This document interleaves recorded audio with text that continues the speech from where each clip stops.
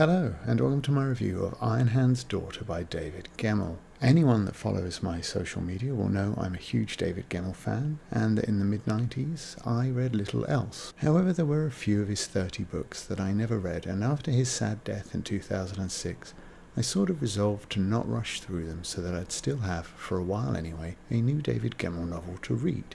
So I had never read Ironhand's Daughter before. Published in 1995, the same year also saw the release of its only sequel, The Hawk Eternal. Both books are considered to be part of their own series, and unlike a lot of David Gemmell's other work, they don't belong to either his Stones of Power or Draenei sagas. However, there is a character here called Gwalchmai, and the name at least features in the Stones of Power series books Ghost King and Last Sword of Power, so it may be that there's an unofficial link there. The plot follows a huntress called Sigani who lives a solitary life in the mountains alongside a proud but conquered clan-based society. They are, of course, our good guys. Bad guys are the city-dwelling Imperials who plan to wipe out the clansmen on the flimsiest evidence of insurrection. The local ruler largely hoping to boost his status through the contrived military action. But prior to that, a handful of people converge on the hills seeking a prophesied ruler, and all are either too dumb or too sexist to believe it might be Sigani, even though from the title it's abundantly obvious to the reader that it's her. And that does Gemmell little favours really, as it paints rather too many of his characters into the little box marked idiots. Gemmell is often regarded as an author of young adult fantasy. His simplistic style and straightforward narratives encourage this perception. He's even occasionally criticised for having a somewhat limited vocabulary. Like anyone but the worst kind of literary snob would read Wolf in Shadow and say, it might have been better if he'd used some longer words.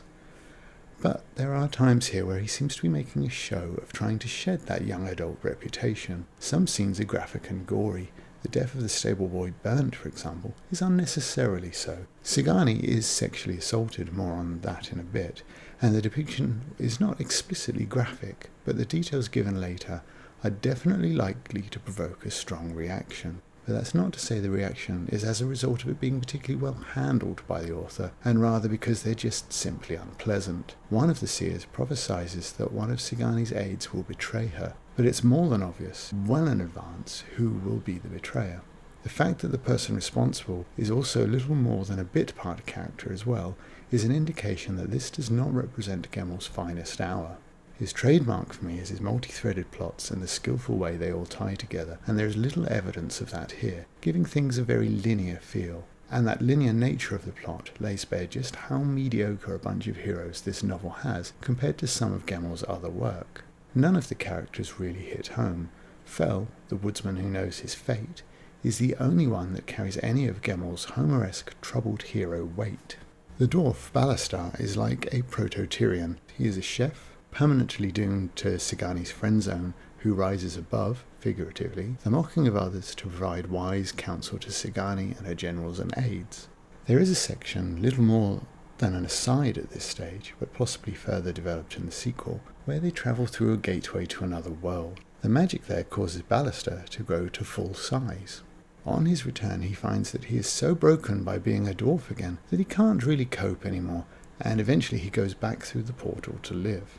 I found that to be utterly terrible, a promotion of the vacuous, his appearance, over his character and abilities. It felt badly out of character, and a very poor message to be sending to people, especially in the light of other issues that might, in 2017 anyway, be considered progressive, regardless of what that term means to you specifically, and more on that in a bit. The sequel might offer Gemmell and Ballastar some redemption here, and I really hope so.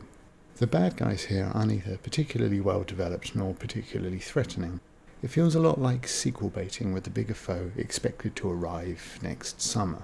The biggest issue with the novel, however, is the main character Sigani. Lately we've had a lot of talk about books and films pushing a progressive narrative or using Mary Sue type characters, and against that backdrop it's important to remember that this novel was written in 1995, not 2017, and that's because, wittingly or not, every current move from the social justice playbook is indulged here. I've already mentioned the way in which all the men refuse to believe that the chosen one might be a woman and not a man. There's fat-shaming, There's racism directed at the black noble Asmodee, even by some of our supposed heroes. And there's rape culture. While Sigani is being assaulted, two of the main characters discuss how they cannot speak on the subject because they too took part in rapes in their past. And these are the characters that we're supposed to associate with. But this backdrop would be less of an issue if the lead character Sigani was more sympathetic, but instead she's impossibly beautiful and every man immediately loves or lusts after her.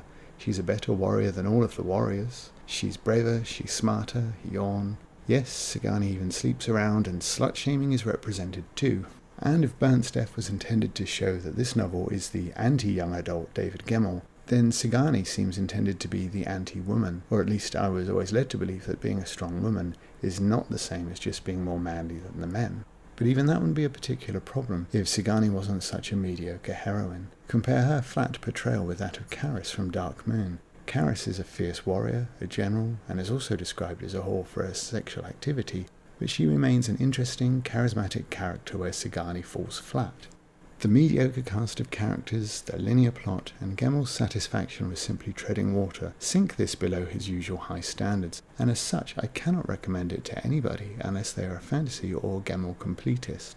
If you are unsure of David Gemmell or have never read any of his work, here is a list of just some of his books that you could check out before this one. He remains my absolute hero despite this book not really hitting the mark for me. Thanks for listening. I have other videos on my channel if you enjoyed this one.